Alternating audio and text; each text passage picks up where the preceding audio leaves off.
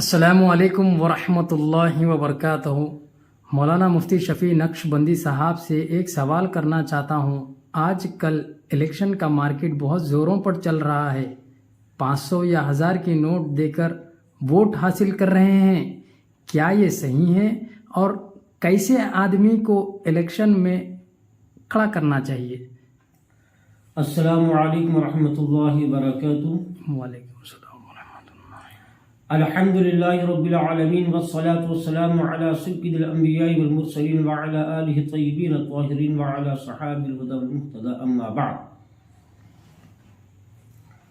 اے ناچیز حقیر و فقیر محمد شفیع نقشبندی القادری، کامل حدیث جامع نظامیہ، متوطن شہر ہاسپیٹ، ضلع بلاری، کرناٹک۔ جیسا کہ آپ کے سامنے یہ سوال کیا گیا ہے کہ 500 1000 کی نوٹ دے کر ووٹ حاصل کر رہے ہیں، کیا یہ نوٹ کے بدلے میں ووٹ حاصل کرنا صحیح ہے یا غلط؟ یہ سوال کیا گیا۔ اس کا جواب بغور سنیے اور سمجھنے کی کوشش کیجیے۔ آج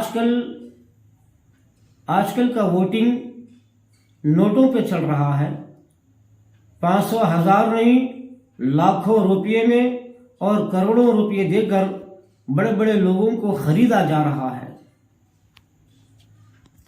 خریدنے کا مقصد یہ ہوتا ہے، جس آدمی کو پیسے دے کر خریدا جا رہا ہے تو اس کی حکومت کچھ بھی نہیں چلے گی۔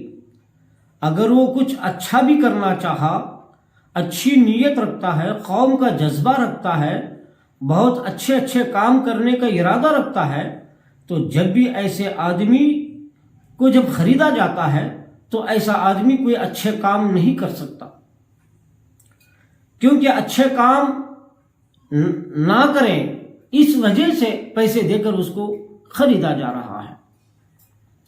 تو لہذا عوام الناس میں بھی 500 1000 دے کر وہ ووٹ حاصل کیا جا رہا ہے۔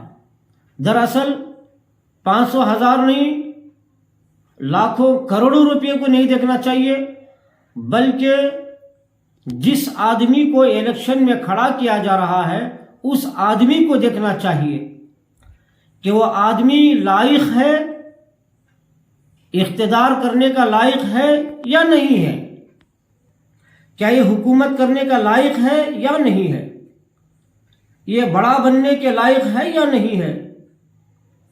یاد رکھیے، جو انسان لاچار، مجبور، غریب، پریشان حال لوگوں کی خدمت کرنے کا جذبہ رکھتا ہے تو ایسے آدمی کو الیکشن میں کھڑا ہونا چاہیے۔ جس کے دل میں لاچار، مجبور، غریبوں کا درد نہیں ہے، بے درد انسان، پتھر دل والا انسان، وہ الیکشن میں اس کو کھڑا نہیں کرنا چاہیے۔ اور دوسری بات، حق کا کام کرنا، سچائی کا کام کرنا، یہ اصل مقصد ہوتا ہے۔ الیکشن میں جیتنے کے بعد سچائی اور حق کا کام ہونا چاہیے۔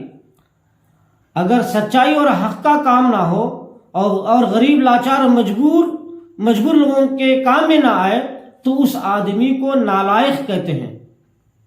تو نالائق کو کبھی الیکشن میں کھڑا نہیں ہونا چاہیے اور اس کو کھڑا بھی نہیں کرنا چاہیے۔ جو لائق ہے، الیکشن کے جو لائق ہے اس کو لائق آدمی کہتے ہیں، جو الیکشن کے لائق ہی نہیں ہے تو اس کو نالائق کہتے ہیں۔ اب نالائق کو الیکشن میں کھڑا نہیں ہونا چاہیے۔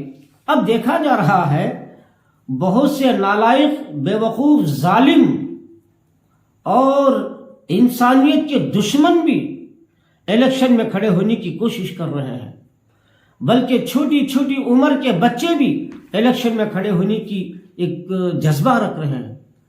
تو لہذا اگر لائق ہے تو چھوٹی عمر کا ہو یا بڑی عمر کا ہو، یہ نہیں دیکھا جائے گا کہ کتنی عمر والا ہے، کیا بڑی عمر والا ہے یا چھوٹی عمر والا، یہ نہیں دیکھا جائے گا، بلکہ یہ دیکھا جائے گا کہ اس کے اندر سچائی اور حق کا جذبہ ہے یا نہیں، اور لاچار، مجبور، غریب لوگوں کا یہ خیال کرتا ہے یا نہیں، یہ دیکھنا چاہیے۔ اگر یہ ہے تو پھر چھوٹی عمر والا ہو یا بڑی عمر والا ہو، ان کو ہم الیکشن میں کھڑا کر سکتے ہیں.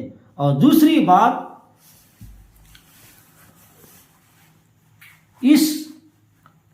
ہمارے اس ویڈیو کا اصل بیان ہے،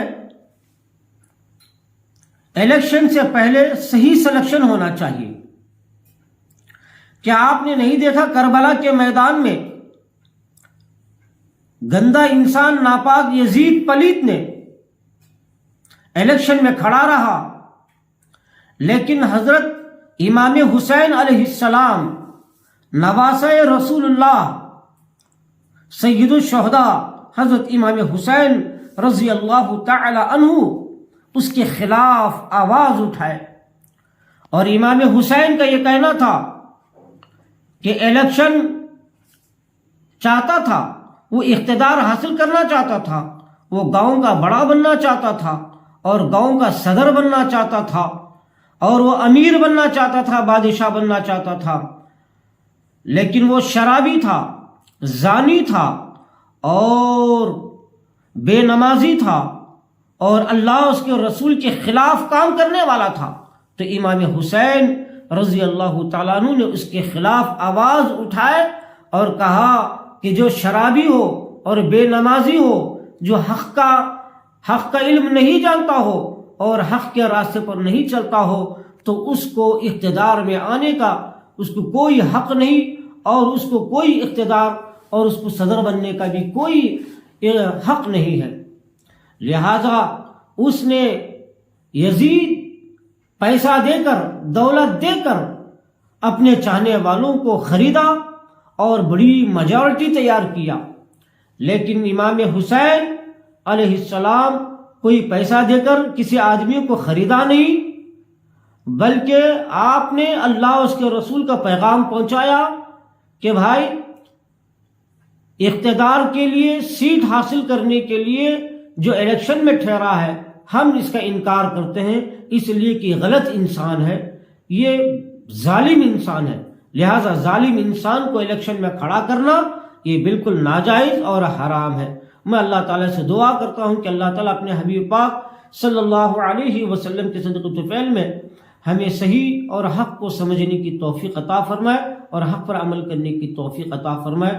وصلی اللہ تعالی علی خیر خلق ونور سیدنا محمد وعلی آلہ وصحبہ وبارک وسلم.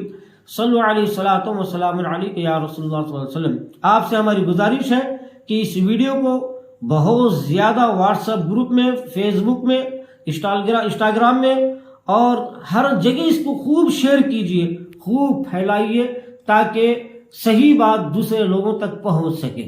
خدا حافظ. السلام علیکم ورحمۃ اللہ.